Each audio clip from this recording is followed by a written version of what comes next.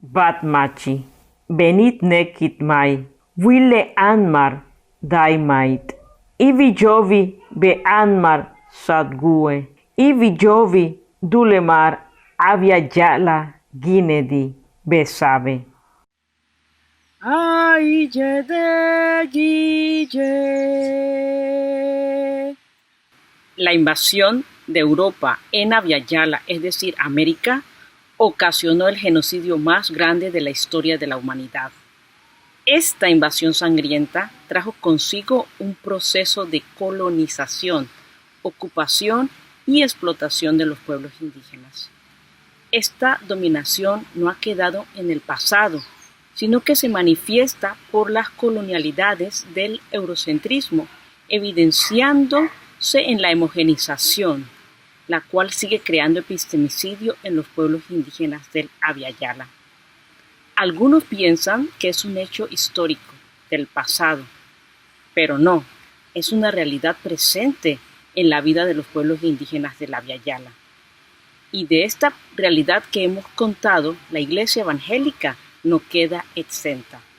Desde este marco es urgente repensar, preguntarnos, ¿cómo la reconciliación y transformación desde los conflictos, desde los pueblos indígenas, no solo es un diálogo entre las teologías cristianas y las prácticas de espiritualidades indígenas, sino que también tenemos que reconocer el contexto histórico y actual de los pueblos quienes han sobrevivido y resistido en medio de las violencias múltiples del colonialismo hasta hoy.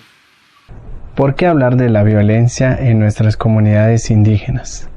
Las miradas sobre las comunidades indígenas muchas veces trae un sesgo que no permite ver más allá de la romantización o una visión que construye un imaginario negativo hacia nuestra identidad.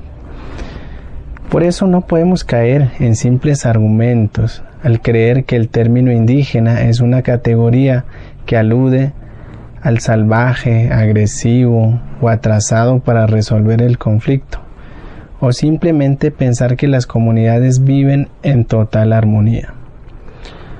Muchas de las violencias que se ejerce dentro de las comunidades son acciones que han tomado cuerpo a lo largo de nuestra existencia, algunos de ellos adoptando formas inhumanas, por supuesto, heredada desde los tiempos coloniales. Mis antepasados usaron el cepo para castigar, un aparato para los colonizadores para torturar. Afortunadamente ya ha sido abolido. No nos queda entonces ver qué prácticas violentas tenemos que seguir enterrando. Para mí, pensar en expresiones de paz que manifestamos como indígena no se trata de un documento firmado. Se trata de propiciar espacio de reconocimiento y diálogo para examinar esas prácticas que atentan con el buen vivir y la vida en comunidad. En ese sentido, nos corresponde como indígena invitar a examinar nuestra historia y, escarbando el pensamiento de nuestra ancestralidad, podemos encontrar las bases para cambiar el curso de nuestra realidad que suele resolver la diferencia anulando el otro. ¿Cómo se entiende la violencia? ¿O qué se entiende por violencia? Bueno, creo que toda Guatemala sufre lo que es la violencia, específicamente en la capital, del robo, secuestro a muchas personas que son inocentes, ¿no? Que están haciendo el bien o su trabajo, entonces sufren violencia a manos de otras personas. La otra forma de violencia que no todo en Guatemala, sino algunos pueblos, en este caso durante el conflicto armado interno que se dio, en el cual se manifestaron actos de crueldad, desprecio a la vida y a la dignidad. Durante este conflicto, muchos abuelos murieron, por ejemplo, sin estar involucrados en el conflicto. ¿Cómo se entiende la paz, la reconciliación, el perdón? Actos o rituales que lo representa, una forma de reconciliación o perdón, fue lo que sucedió el 29 de diciembre de 1996, cuando se llevó a cabo en Guatemala la firma de la paz.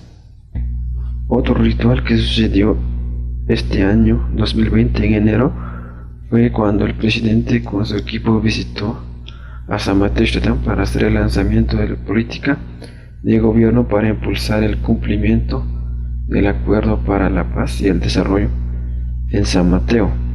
Acuerdo para la Paz y el Desarrollo se traduce Lasti Kungolal el Asad. Para los chufes, la paz se traduce Kungolal. Entonces Lasti Kungolal es como acuerdo entre dos partes o entre dos personas.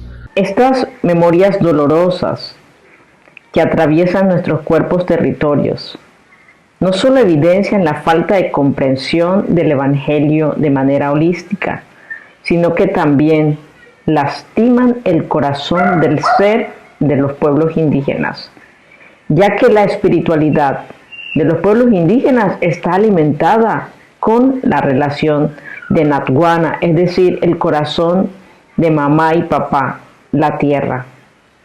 Esta ruptura entre la espiritualidad indígena y la cristiandad colonial, tratando de imponer su forma de entender a Dios, lo que provoca es que haya una falta de comprensión del Evangelio de Jesús y por lo tanto una reducción de nuestra convivencia con los otros seres vivientes que habitan en la tierra.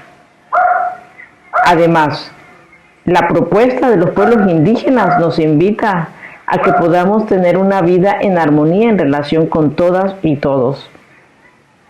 Por lo tanto, y por estas razones y otras más, es importante escuchar las voces de los pueblos indígenas y escuchar cuáles son las posibilidades de encuentro y de reconciliación que encontramos a partir de estas memorias. Ya hablando en el ámbito cristiano, cabe reconocer que las iglesias han tenido un acercamiento desde esos imaginarios negativos y ese lenguaje ha generado diversas rupturas, donde los pueblos indígenas también han tomado acciones en defensa de la cultura, pero estas acciones son de acuerdo a nuestro pensamiento ancestral. ¿O acaso las acciones dominante, acusadora de muchas iglesias es de acuerdo al mensaje del Evangelio? Pienso que como indígenas debemos perder ese miedo por el otro, dejar de ver al otro como una amenaza y comenzar a vivir las bases fundamentales de la comunidad desde nuestra creencia y desde nuestra cosmogonía. Esa responsabilidad también recae en las iglesias externas, ya que sin querer ha generado conflictos, en algunas ocasiones más ruptura que unidad. Tanto el mensaje que trae el Evangelio, al igual que los saberes ancestrales, es una invitación a una vida plena, en armonía con el prójimo y con el entorno. En eso radica creer, sobre todo creer que podemos hacer un entorno de paz. Apelan al vivir en armonía, restaurar y conciliar de años, principios básicos de los pueblos originarios para obrar con justicia. No se puede estar bien si mi hermano no está bien, y mi hermano representa la creación entera. Se cree fielmente en la bondad de las personas, pero se reconoce sus egoísmos y sus codicias individuales. También, al ser sujetos que viven en relación social y se relacionan en comunidad, es importante buscar el equilibrio en las relaciones como objetivo primordial para el Sumacamaña, partiendo del principio de la reciprocidad, respetando al otro. Es nuestra esperanza el no bajar los brazos, pues el Hachauru se está acercando. No podemos hablar de una teología de la reconciliación desde la realidad indígena y la descolonización si no hay acciones concretas. La descolonización no es un mero acto académico intelectual, sino que se basa en acciones concretas. Como dirían mis abuelas, abuelos conadules, desde el canto de la hamaca, desde el corazonar, donde también reconocemos que este camino de reconciliación necesitamos ser sanados, sanadas. Y podemos ser sanados y sanadas desde el lamento, desde el dolor, desde el reconocimiento del otro, pero también desde el Evangelio de Jesús. El libro de Efesios nos propone una iglesia intercultural donde se incluye las mujeres, los gentiles y los esclavos, en un contexto de Asia Menor de homogeneización y de globalización, donde los poderes imperantes del mal querían someter a los demás.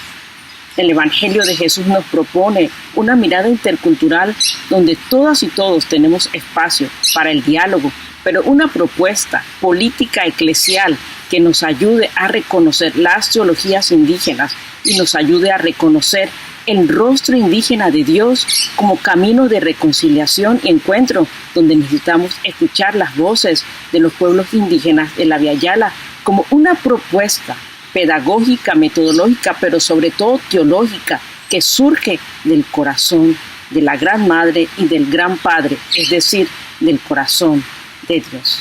Habiendo escuchado un poco sobre la historia, las memorias que plantean nuestras hermanas y hermanos, queremos dejarles estas preguntas para seguir el camino de la reconciliación, reflexionando y corazonando con y desde los pueblos indígenas de la Via Yala. ¿Qué significado tienen los actos, acuerdos o rituales de reconciliación si al final los pueblos o pueblos indígenas con quienes los hacen siguen siendo abatidos o estando abandonados? ¿Cómo hablamos en términos teológicos sobre la relación de nuestros pueblos indígenas con la tierra, mientras los cuidadores originales de este continente son alejados de la tierra y fuerzas explotadoras practican medidas tan severas que producen la degradación ambiental, desplazamiento económico e inestabilidad que llevan a la desintegración social? ¿Cómo reconciliar el cristianismo occidental su alineación de la tierra? ¿De qué manera podemos trabajar reconociéndonos como parte de la comunidad de seres vivientes, quienes dependemos unos de otros y por lo tanto, la destrucción e impacto de la tierra nos afecta a todos y todas, de manera particular a los pueblos indígenas? Para que la Iglesia realmente lidie con la historia y lucha de los pueblos indígenas para mantener su sobrevivencia y su integralidad cultural frente a la invasión colonial y la opresión, tenemos que empezar a escuchar sobre las memorias que están presentes en las narrativas de los pueblos indígenas. De esta manera acercarnos a escuchar solo como un primer paso después del arrepentimiento, porque cuando escuchamos descubrimos que la misma historia continúa hoy en las vidas de los pueblos indígenas. Los actos de reconciliación tienen que ser formados por el reconocimiento de los hechos históricos, leyes y prácticas que han creado el ambiente en el cual viven los pueblos indígenas. Hoy, ellos y ellas luchan con las realidades históricas que siguen dirigiendo y controlando sus vidas de varias formas, pero reconocemos que la Ruá, la Espíritu de Dios, sopla en el Abya Yala, trayendo nuevas formas de liberación.